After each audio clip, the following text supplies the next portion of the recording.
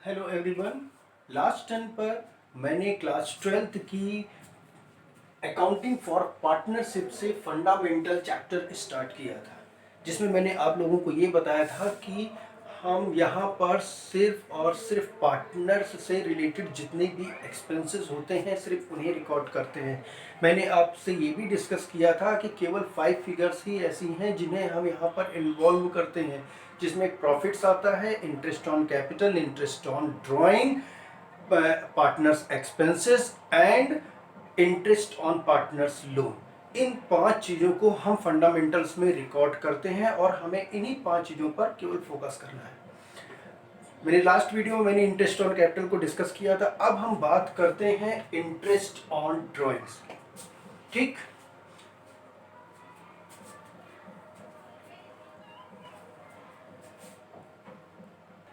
तो स्टूडेंट्स, जब हम इंटरेस्ट ऑन ड्राइंग्स की बात करेंगे तो हम ये देखते हैं कि हमारे पास 2 मेथड्स आते हैं इंटरेस्ट ऑन ड्राइंग को कैलकुलेट करने के लिए। Method first simple method and method second product method.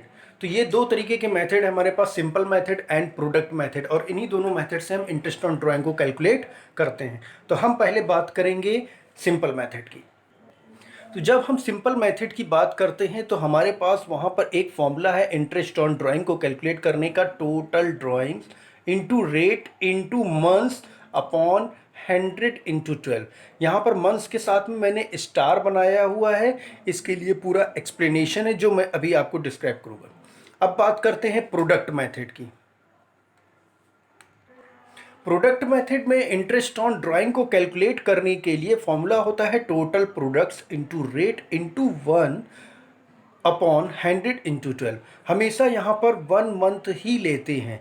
ये प्रोडक्ट मेथड सेम वैसा ही मेथड है जैसा आपने गुडविल वाले चैप्टर में, जब मैंने गुडविल आपको बताया तो गुडविल वाले चैप्टर में जो फर्स्ट मेथड था एवरेज प्रॉफिट मेथड, उस एवरेज प्रॉफिट में एक सेकेंड मेथड था वेटेड एवरेज मेथड। जैसे हम उसके क्वेश्चन सॉल्व करते थे सेम वैसे ही सॉल्व करना होता है।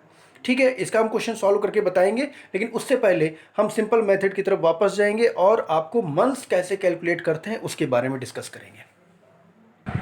सो सिंपल मेथड से हमें इंटरेस्ट ऑन ड्राइंग को कैलकुलेट करने के लिए सबसे पहले टाइम पीरियड्स निकालना होगा। ये टाइम पीरियड्स जो है वो 3 पार्ट्स में दिया हो सकता है क्वेश्चन में। First, beginning of the months और quarter, second mid of the months और quarter, and third end of the months और क्वार्टर। ध्यान रखिएगा बेटा, जब भी क्वेश्चन आएगा तो ये इन्फॉर्मेशन क्वेश्चन में जरूर दे रखी होगी कि वो कितने टाइम पीरियड, किस टाइम पीरियड का इंटरेस्ट ऑन ड्राइंग कैलकुलेट करना चाहता है।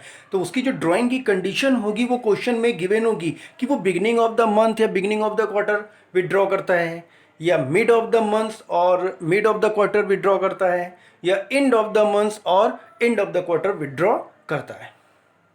तो बेटा कंडीशन कोई भी हो, लेकिन उस टाइम पीरियड को निकालने के लिए हमारे पास सिर्फ एक ही फॉर्मूला है जो सामने लिखा हुआ है, time left after first drawing plus time left after last drawing upon 2।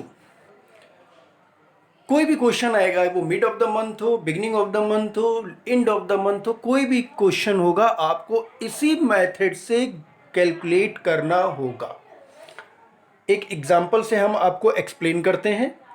यहाँ पर मैंने एक एग्जांपल लिखा है कि एक क्वेश्चन है जो सिर्फ 6 मंथ का है, और उस 6 मंथ में वो पर मंथ कोई पार्टनर ड्राइंग को विड्रॉ करता है, और जब उसकी जब वो ड्राइंग करता है तो उसमें मैंने 3 कंडीशन बना दी हैं, beginning of the month, mid of the month and and of the month. तीनों ही कंडीशन मैंने आपको यहाँ पर दिखा दी। अब हमें 6 मंथ के क्वेश्चन को किस तरीके से सॉल्व करना है मैं ये बताता हूँ तीनों ही कंडीशन में। एक एग्जाम्पल लेते हैं हम। जैसे मान लीजिए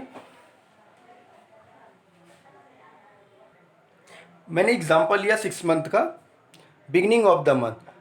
अब आपको ये सोचना है कि जब हम beginning of the month amount withdraw कर रहे हैं, हमारा फॉर्मूला क्या होता है, time left after first time. Beginning of the month का मतलब ये हुआ कि आप फर्स्ट तारीख को ही, डेट को ही अपना विड्रॉ कर लेते हैं। तो जब फर्स्ट डेट को विड्रॉ कर लेंगे तो इसका मतलब ये हुआ कि हमारे पास अभी पूरे 6 मंथ हैं।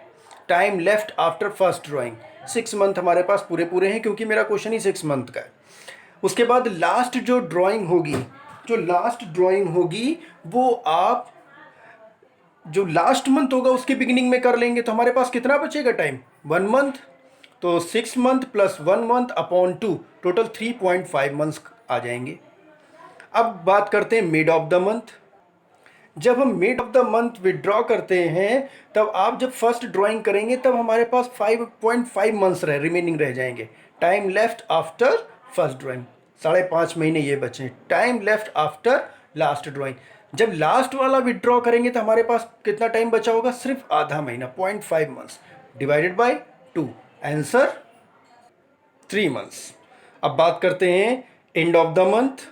जब हम and of the month withdraw करते हैं तो इसका मतलब ये हुआ कि पूरा महीना मंथ निकलने के बाद ही हम विड्रॉ करते हैं।